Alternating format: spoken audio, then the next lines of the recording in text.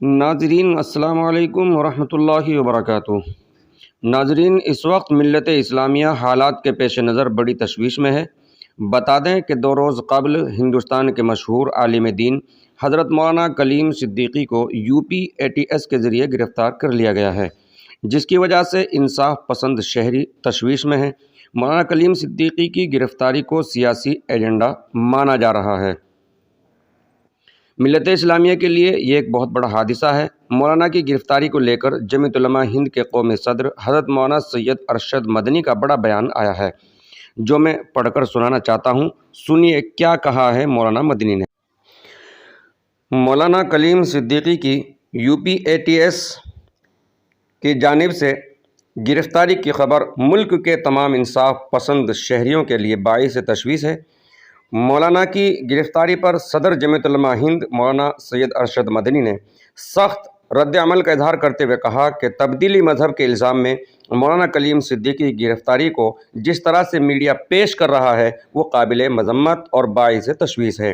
اقلیتوں اور خاص کر مسلمانوں کے معاملے میں میڈیا کا جج بن جانا اور انہیں مجرم بنا کر پیش کرنا میڈیا کی جرنلزم کے پیشے کے ساتھ بددیانتی ہے۔ میڈیا کے ٹرائل سے پوری دنیا میں بھارت کی شبیہ خراب ہوتی ہے، نیز انصاف کی جدوجہد کرنے والوں پر عرصہ حیات تنگ ہو جاتا ہے۔ مولانا محترم پر غیر قانونی طریقے سے تبدیلی مذہب کرانے، غیر ممالک سے فنڈنگ جیسے کئی سنگین الزامات کے تحت گرفتار کیا گیا ہے۔ مولانا مدنی نے کہا کہ یہ سارے الزامات سراسر بے بنیاد و غلط ہیں، کیونکہ کسی غیر مسلم کو زبردستی مسلمان نہیں بنایا جا سکتا ہے۔ عقیدہ جاننے کا نہیں بلکہ ماننے کا نام ہے۔ اس کا تعلق انسان کے دل سے ہے، جو کسی کے بس میں نہیں ہوتا۔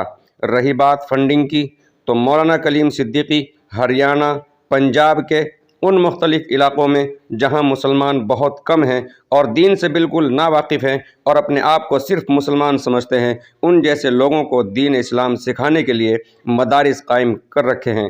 وہاں وہ انہیں مدارس پر پیسہ خرچ کرتے ہیں، نہ کہ غیر مسلموں کو مسلمان بنانے کے لیے۔ اور اگر بزور زبردستی لالچ دے کر مسلمان بنایا جا سکتا تھا تو خلیج اور خاص کر سعودی عرب میں 50 لاکھ غیر مسلم کام کر رہے ہیں، ان کو مسلمان بنا دیا جاتا۔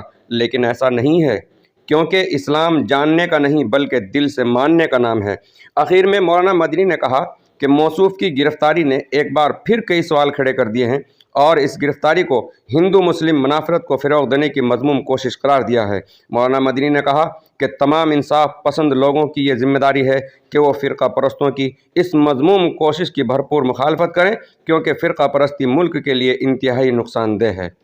آپ سے گزارش ہے، کرپیا ہمارے چینل کو سبسکرائب کریں، بیل کو دبانا نہ بھولیں اور لائک کریں، کمنٹ کریں اور شیئر کریں۔